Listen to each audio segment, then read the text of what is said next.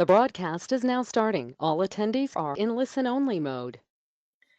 Good morning, everyone, and welcome to our third Thursday webinar. I'm Margot Hoffman from the Partnership for Excellence, and on behalf of the California Council for Excellence, the Oklahoma Quality Foundation, Partners in Performance Excellence, Quality New Mexico, Southwest Alliance for Excellence, Sterling International, and the Partnership for Excellence, we welcome you to our May third Thursday webinar. We're very excited to have Amber Wilson with us from recent Baldrige recipient, the Chickasaw Nation. Before we get started, I have a few announcements.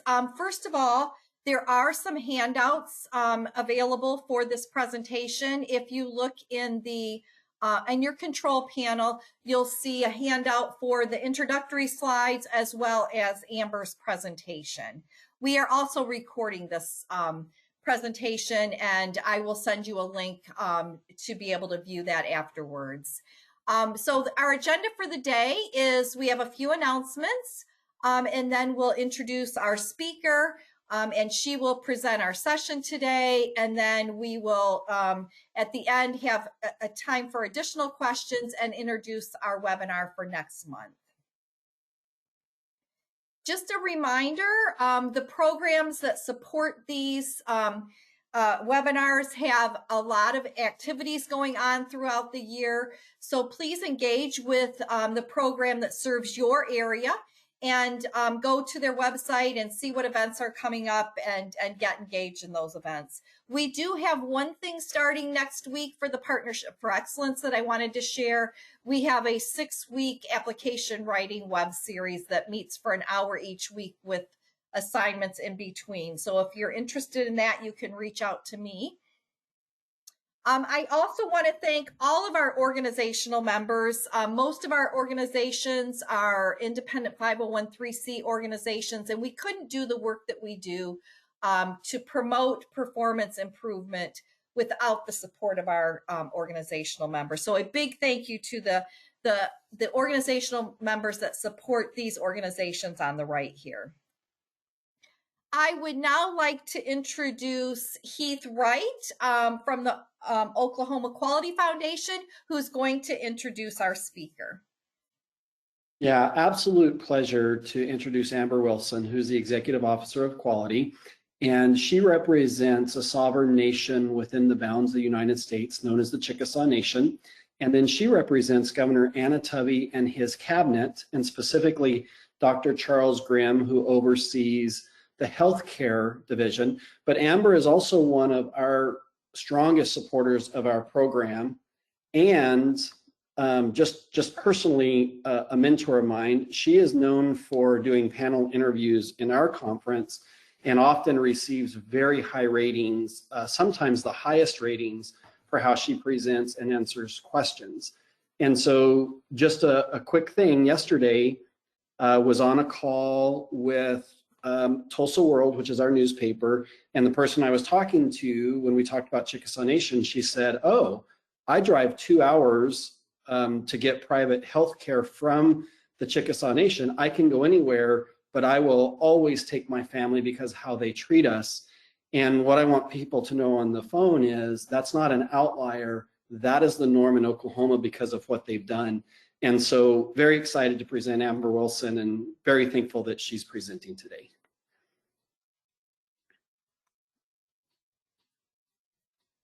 Thank you, Heath. Good morning, everyone. Thank you for that thoughtful introduction.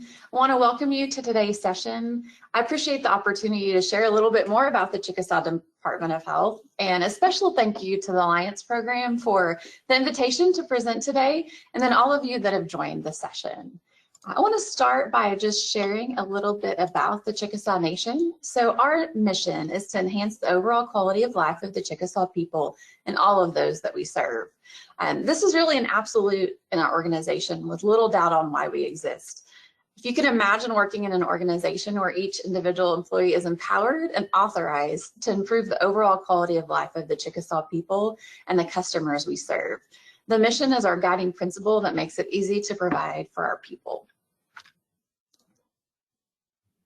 At the Chickasaw Nation, we embody 11 different core values.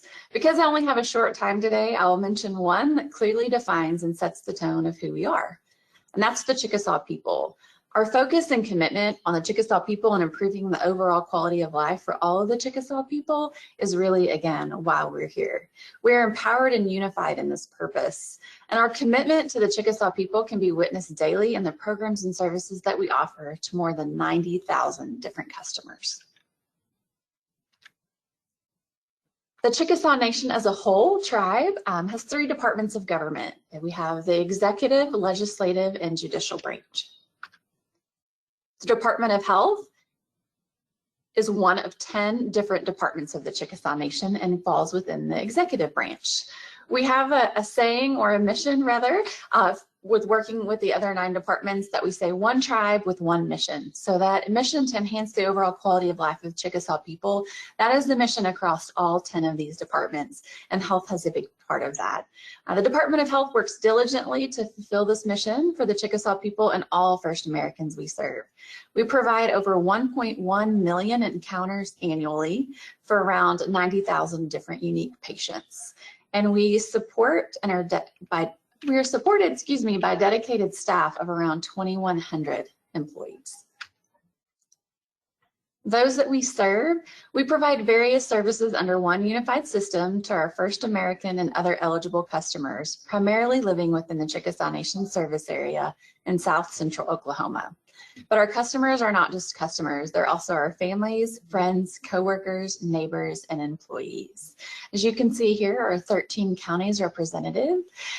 We provide direct primary health care services to all federally recognized Native American and Alaskan Native persons, also non-Native female pregnant with a Native American child, non-Native children of Native American who can provide legal documentation, such as for a stepchild or an adopted child. And we provide stabilization to anyone with an emergent and medical condition for otherwise ineligible population.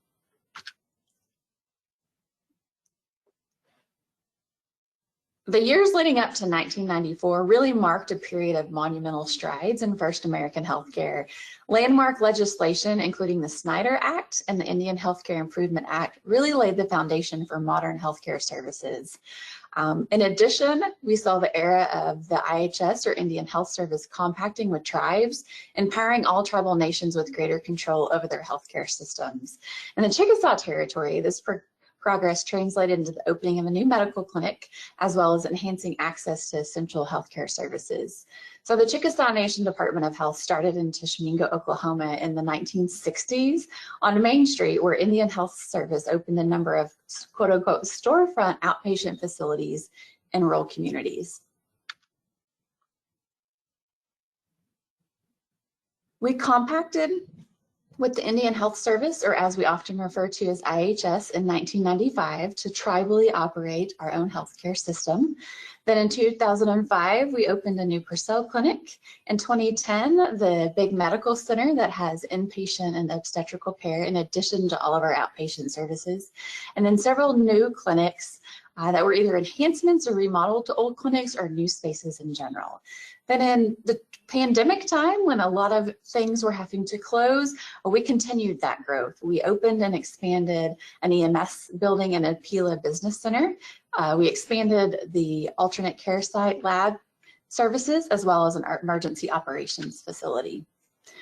In 2025, just this year, we opened a new surgery expansion, administrative office, and parking garage. On the horizon for us, we are currently doing work on a complementary medicine building, a standalone pediatric clinic, and physician resident housing. And then our largest project is a joint venture with the Indian Health Service for a new medical center in the Newcastle, Oklahoma area. These are pictures of our different satellite clinics. We operate 4 outpatient clinics, 1 72-bed hospital, 8 different nutrition sites. We have a robust public health department, environmental health services, and as we mentioned, we continue to expand. So this is a rendering of our Newcastle campus. It'll be over 2.5 million square feet with an additional 140 inpatient beds, 23 plus specialty services, We're approved for over 5,500 FTEs. And again, right now, total, we have around 2,100. And that'll be 12 plus different buildings over the course of 3 phases in a 10-year span. Some of those services include not only traditional health services, but more holistic health services as well. This is one of the most powerful examples of the type of advocacy is the Newcastle joint venture agreement that Governor Bill Anatebi, our Chickasaw Nation governor, signed this December. A joint venture with the Indian Health Service means our tribe is responsible to fund the construction and equipping of the facility, and the Indian Health Service will provide a percentage of staffing and operation dollars. This agreement with IHS will deliver high-quality healthcare to over 100,000 new First Americans in the Oklahoma City metro area, which is a significant step forward for our people and the surrounding communities. This is on a 160-acre campus and will include a First American Research Center, family medicine, pediatric residency clinics, and much more. The Chickasaw Nation has a warrior tradition in which we're proud of our resiliency. You can see from the timeline that we just talked through, we have a strong purpose. Much like all First Americans, the Chickasaw Nation has experienced historic challenges. This includes removal and threats to sovereignty, for instance. Through strong visionary leadership with our warrior tradition, we've continued to thrive. One mechanism of leadership that we utilize is the Baldrige frameworks, and this helps us promote and ensure resiliency. Our people, again, the words the Chickasaw people and our mission convey an extension of all those we care for, support and form communities of Chickasaw citizens. Our employees are an extension of the Chickasaw people and our mission, forming an integral part of the Chickasaw community. We strive to treat our employees with the same reverence and care that we treat Chickasaw people as a reflection of our dedication to our mission. Many of our employees are also Chickasaw citizens. To fulfill our mission, we need dedicated professionals committed in every role. Over the past decade, our workforce has nearly doubled to support expansion and growth. However, this rapid, unprecedented growth has not diluted our sense of commitment to our mission and our purpose and allows us to continue our story. So what is our why? In addition to our mission, our why is quality of life. And as noted in our mission statement, to enhance the overall quality of life of our people. So quality of life includes a wide range of factors that contribute to an individual's overall happiness and fulfillment. These factors include things like physical and mental health, access to necessities, social relationships, financial stability, spiritual and cultural connection, and personal fulfillment. It's widely known that factors that influence a high quality of life are much broader than just healthcare and medicine. Other drivers of health have significant impacts on overall quality of life. Other drivers of health that have impact are access to meaningful employment, essential services, safe and supportive environments, transformative education, clean water and healthy food, cultural and spiritual identity, language, sovereignty, self-governance, caring communities, family, and high quality services. All of these impact quality of life. And again, our one thing is quality of life for the Chickasaw people and all of those that we serve. So at the Chickasaw Nation, our story and the Department of Health and all of the departments that support us and that we support, we really are looking at what is it that our Chickasaw people and those that we serve need? How can we help them? How can we wrap our arms around our community and really meet the needs of all of those that we serve? So as studied, impact on healthcare and medicine on the quality of life is quite modest, affecting only 10% of premature death outcomes. So that's far more impactful than healthcare, affecting nearly 90% of premature death outcomes are services and structures that impact social and environmental factors, counteract genetic susceptibilities, and positively influence individual behavior. Thus, the focus on just healthcare to influence the quality of life by design is important, but insufficient. That's hard to hear as a healthcare organization and as a hospital, but it's something we've embraced because we know that to best support our people, we have to look outside of just the traditional healthcare model. So designing services for quality of life, the quality of life is measured in many different ways. Access to care, for instance, relationships, quality and safety, and more. We strive to be the system of choice by providing highly reliably, culturally informed care. So some of this that we aspire to are for access within our 13 counties. We work to make sure that no person eligible for our care has to drive more than 30 minutes from any treaty territory. We provide transportation to our patients and have virtual and home health offerings. Our one roof service delivery model, we maximize services in each location and really work to improve a one-stop shop.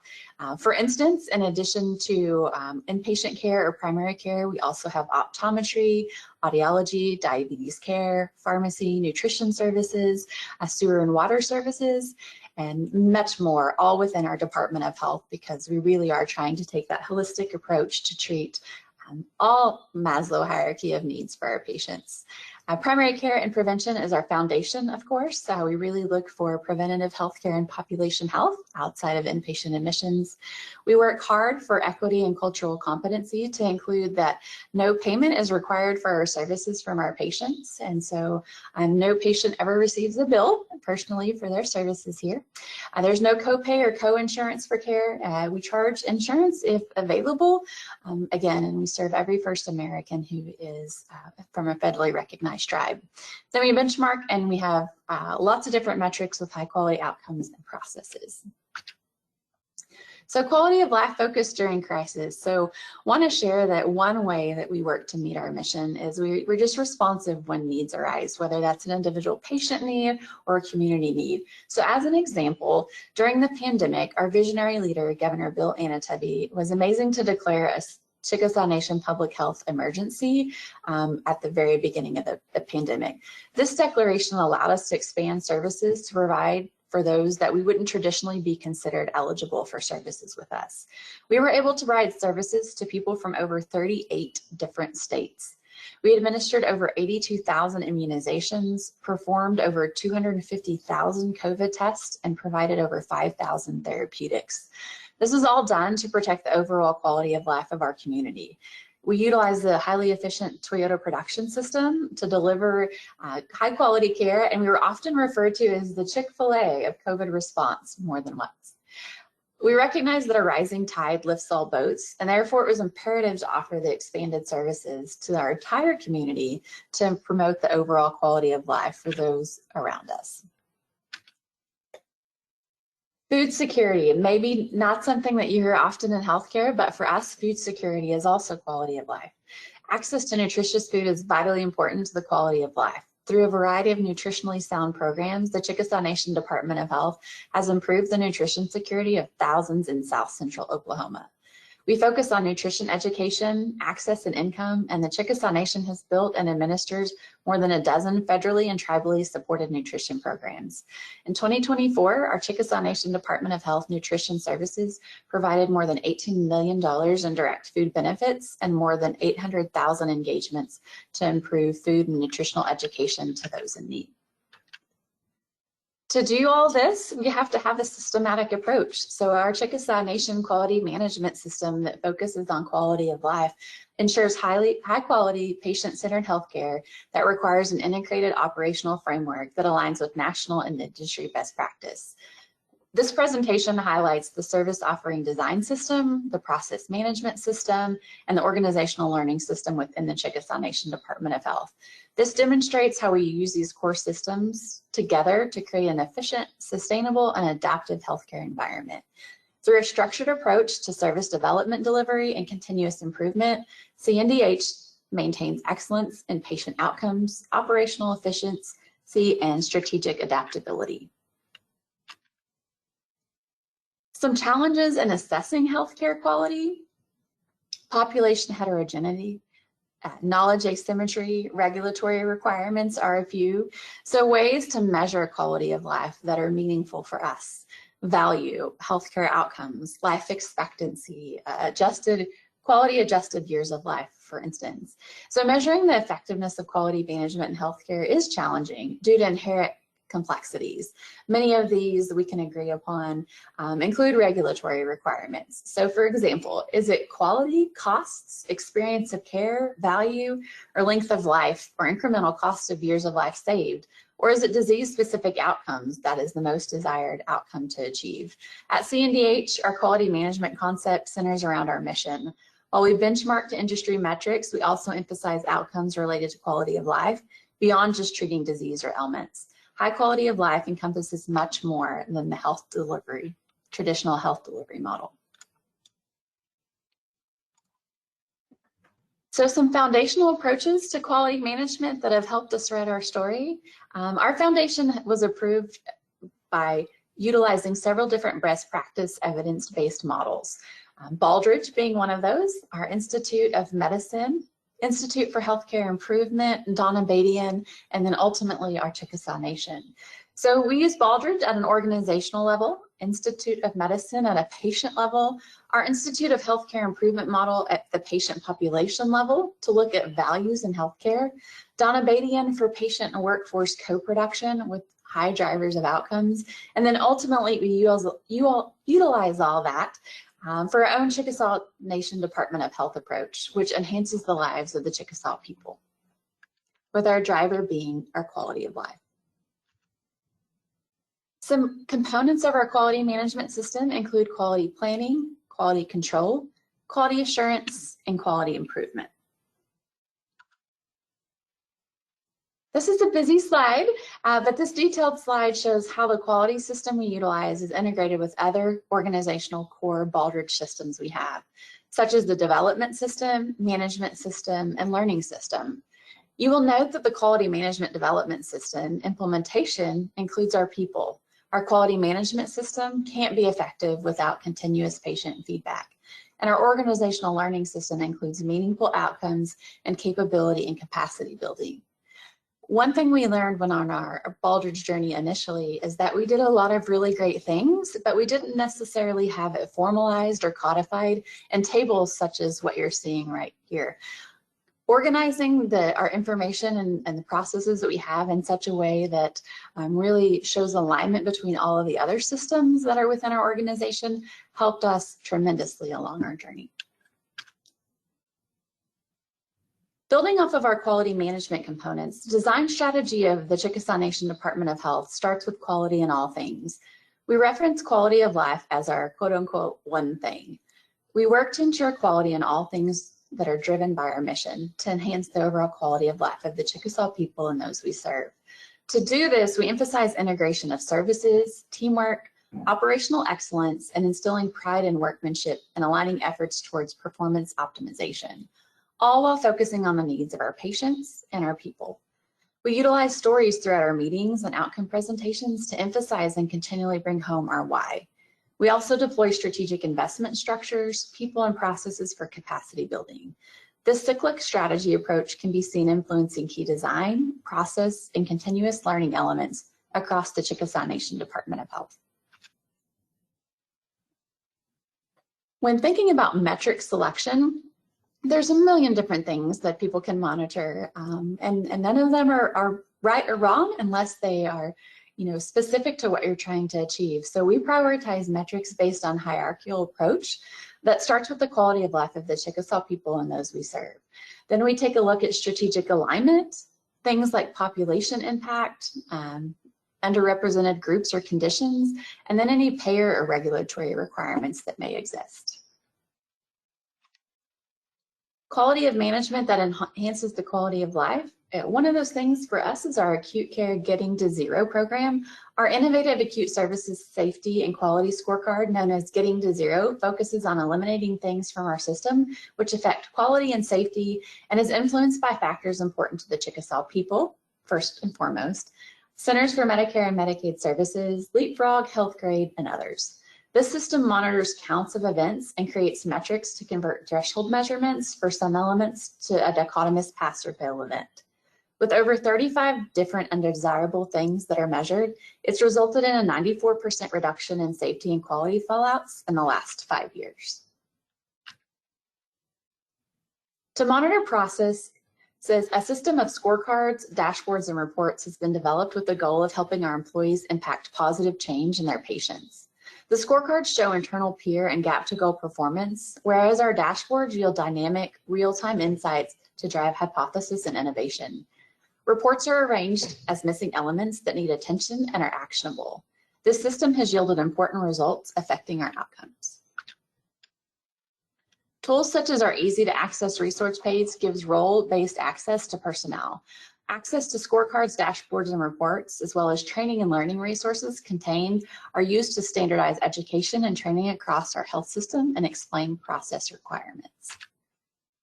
One of the things we're most proud of is our data display and transparency. It's very important to us. We create opportunities for roles to see applicable data and encourage huddles around the data display boards. In addition to data, we display stories. These boards include stories about patients' lives saved and kudos and congratulations, in addition to recognition from peers and leadership.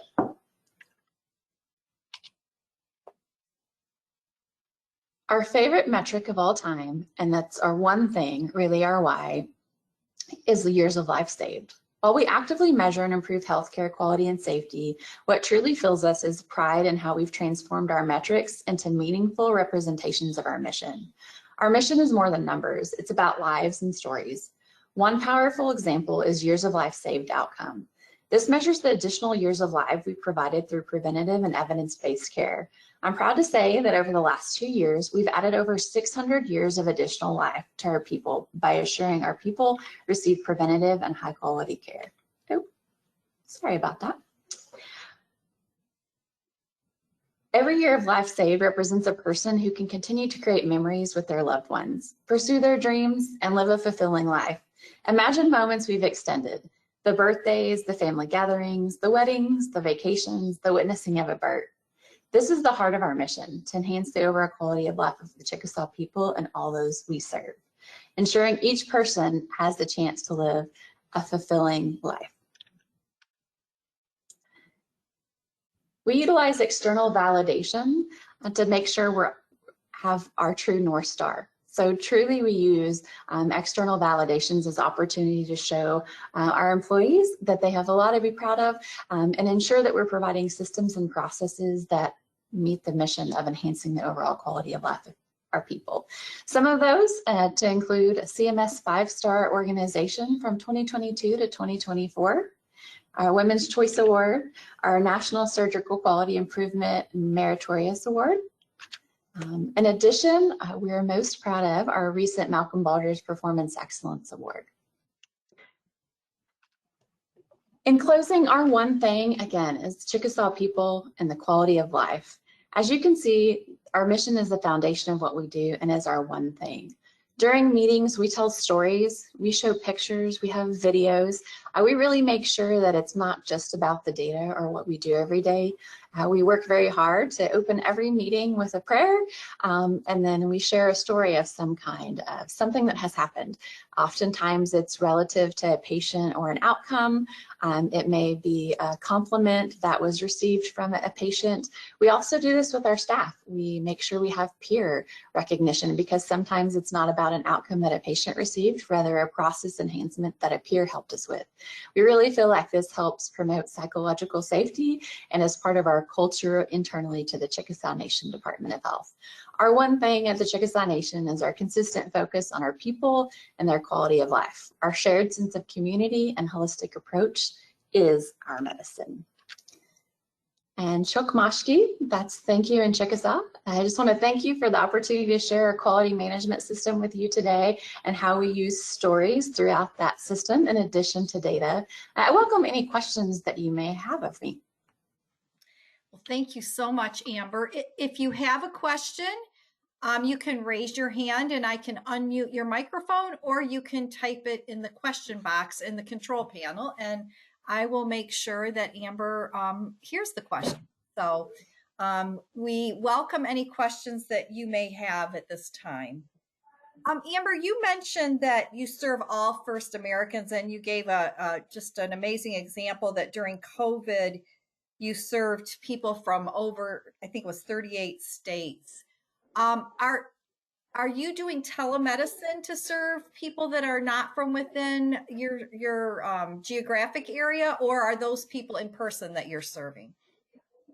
Both. So the majority of people outside of the COVID, conversation or example, we receive patients from all across the United States. So we have a really robust pharmacy mail order program. And so what we often see is patients will travel in to our system at least once a year for a comprehensive medical care. And they may, if they're outside of the state boundaries, they may spend an entire day with us. So they may see their start in lab, and so they can get their labs drawn and ran, and then they might see the dental, visit, optometrist, audiologist, if that's applicable to them, and then they'll have their primary care visit once their labs are done. They'll do any kind of preventative screening that they may need, so they may get their mammogram while they're here that trip. Maybe they need a colonoscopy, for instance. So we often see people who will come drive down, fly down, whatever the mechanism of travel may be, to come see us. And then if they have any medications that are necessary for them, those can be mailed to their home through our mail order pharmacy program. In addition to that, we also have a program called our Chickasaw House. And so it's much like a Ronald McDonald House. And so we offer opportunities for our patients who are traveling those long distance to stay here with us on campus. So if they have appointments across multiple days, they have the opportunity to see us in that way. In addition, we'll have a lot of people who will come here for, locally, again, just often, but it's not uncommon for people to travel states away to, have an imaging service or all their preventative care, and then again, have any, necessary medications they need mailed to their home. So while our 13 county boundaries shows us what specialty care, who's eligible for that specialty care, we have, again, people all across the United States utilizing our services for primary care and all of the various services that we offer. It's really neat. Our tribal affiliation, last report I ran, the number of different tribal affiliations that we serve was over 200. That's great. It shows how agile your organization is. We have a couple questions that have come in. The first one is, what are some of the challenges you faced during the implementation of the SET strategy? So of the strategy for quality management? I believe so, yes. Okay. So some of the challenges that we faced, again, were just understanding what our end user wanted. And so we went through several cycles of learning. When we started our quality management system, we started with what I'm going to call the traditional kind of approach. And we, put data on the wall. You're 80% compliant, for instance, and here's what you need to do to make it look different. And that resonated with some people. And so we had some audience, but we recognized that we still had a lot more room for improvement. And so we just asked our people, what would make this more enticing to you to participate? Do you not have the bandwidth? Do you not understand the why? What factors are out there? And so just listening to our customers. And so from that, we learned that people did want to understand the why more. And so that's where our years of life saved came in. So in addition to saying we're 80% compliant, we show how that translates to years of life saved needed through a number needed to treat algorithm that we have.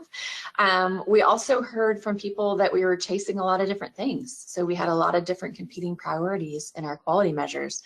And so we came up with a total weighted quality score so that everything rolled into a composite. So we were only kind of quote unquote chasing one dot instead of 30 different dots. And that's where the Getting to Zero program was born. You have one measure, but that measure includes 35 different composite items, for instance. So that was a lesson learned for us and some of the struggles that we had.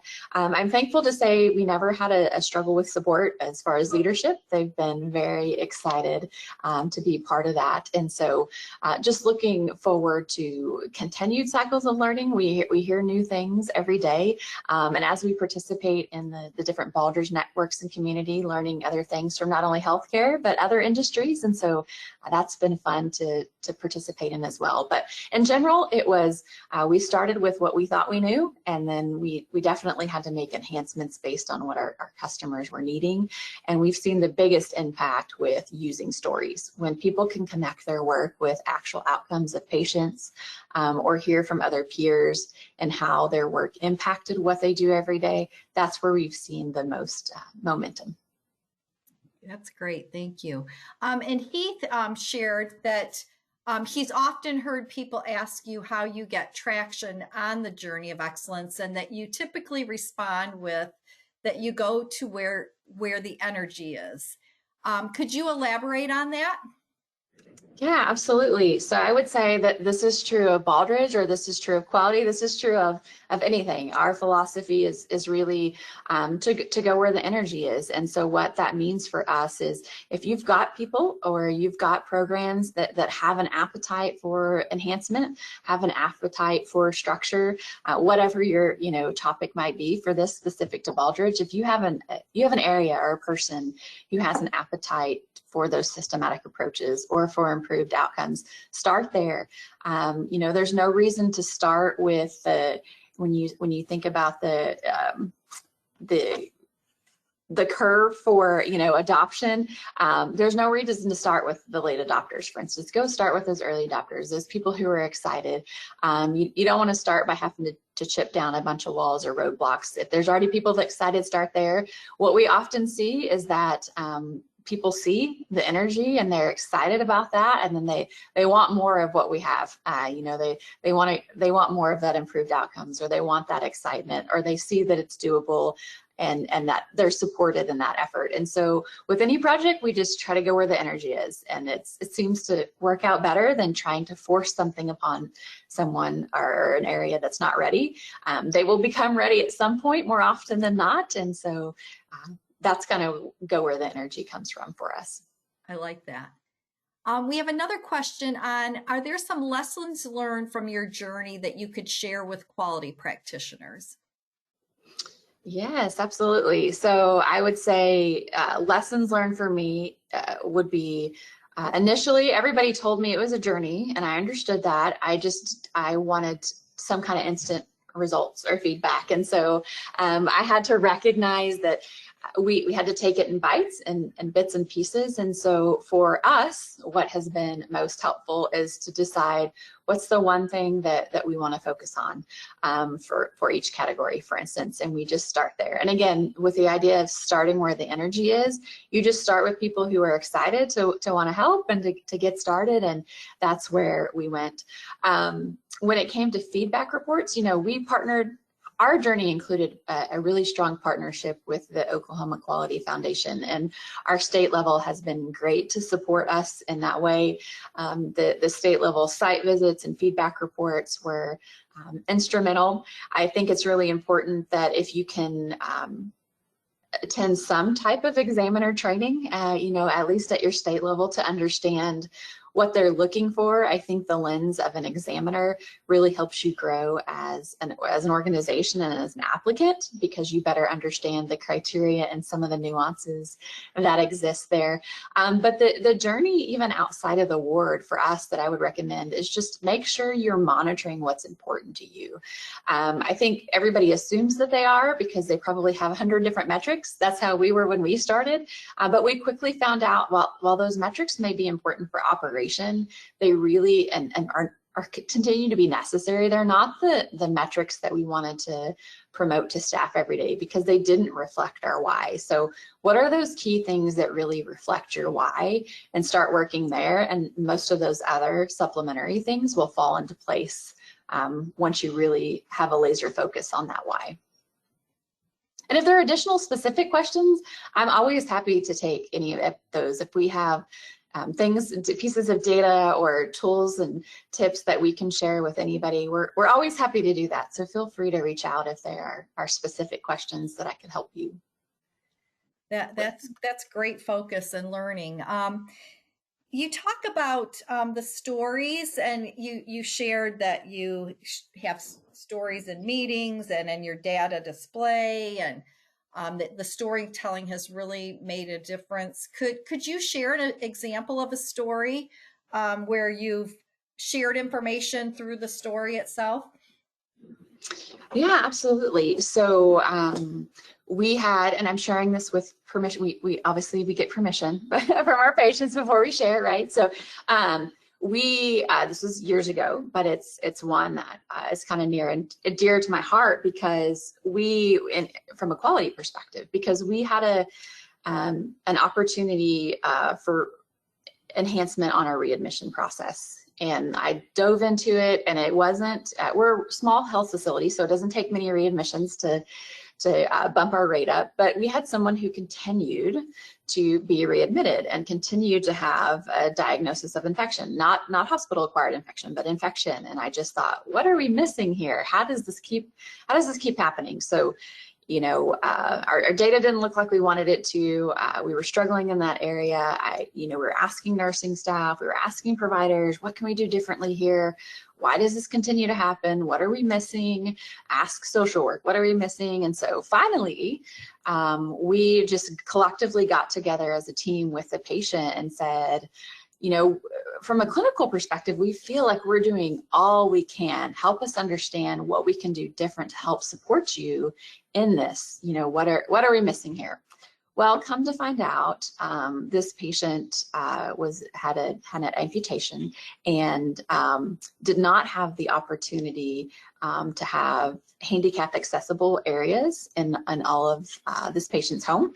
And so they were having to transfer themselves in the floor sometimes. And so that was just contaminating, you know, this wound.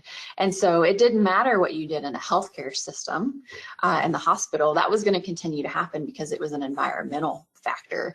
And so, you know, the traditional questions that are asked on discharge, do you have a safe discharge plan? Do you have access into your home? All of those things were correct. It was just the whole home wasn't outfitted that way. And so taking the time to meet with the patient and understand that there's a why and not just be, you know, focused in on the data. We had the opportunity to offer resources and support to help that patient. And I'm happy to say that a month after, you know, that wound had started healing appropriately, has not been back in even years later for any kind of infection or wound related opportunity. And so that for us is a really impactful story, because if you only looked at the data, if you saw the data as just a number, just a percent, it's just a readmission rate, or it's just an infection, and you don't understand what that infection represents, or the factors outside of the system that may be impacting that, you know, we would just been on a cyclic move there. Or if you used data to, you know, if you weaponize quality data, for instance, so if staff were getting written up, or if they were losing their bonus or something because of that readmission rate, and you didn't go back and look at well, why is this readmission occurring? You know, is a staff quote unquote problem or opportunity, or is it a system? You know, is it environmental? What did it look like? So helping people walk through that to help them understand that it's more than just a readmission rate, and that equals a person, and this is what this person is going through daily, and then offering the support to kind of wrap around that holistic approach. It just made a complete difference in the life of that patient, and then ultimately it made our data look impeccable. And so, you know, the data is, yes, that's great, that's the icing on the cake, but that's a story that, again, for us, you know, just resonates more than just that number. Sure. It shows you the power of the data, but then also the story provides impact to other people on the power of data. So that was a great example. Thank you. So if there's any, we don't have any other questions at this time, but you can still have a final chance to ask a question if you have one. But Amber, I just want to thank you so much for being here today and sharing some of your stories. You're doing amazing work at the Chickasaw Nation, and congratulations again on being recognized with the Malcolm Baldrige National Quality Award. Thank you, and thank you for the opportunity to share today. Yes. Our webinar in June is going to be on Agile versus Adaptive, the misunderstood path to business success. And you can see here a little short write-up. Leaders often conflate the terms agile and adaptive, leading to misaligned strategies and disappointing outcomes. This webinar will delve into the crucial distinctions between these two approaches and their impact on organizational success. And it will be presented to you by Dr. Cindy Lauren, who is the founder of Guide to Greatness. We have a registration link here so that you can sign up for that, and we will send that out to everyone as well. But that'll be on June 19th at 11 o'clock Eastern Time, 10 o'clock Central Time, and we'd love to have you join us. I just want to thank all of you for your time today and your engagement in the webinar. If you are interested in starting a performance excellence journey and you have not yet started, here are contact information for the programs that are supporting these webinars. If you're in a state that is not supported by one of these programs, just reach out to me and I will connect you with the right person. So thank you, everyone. We hope to see you next month. And thank you again, Amber, for sharing your story. Have a great weekend, everyone. Bye.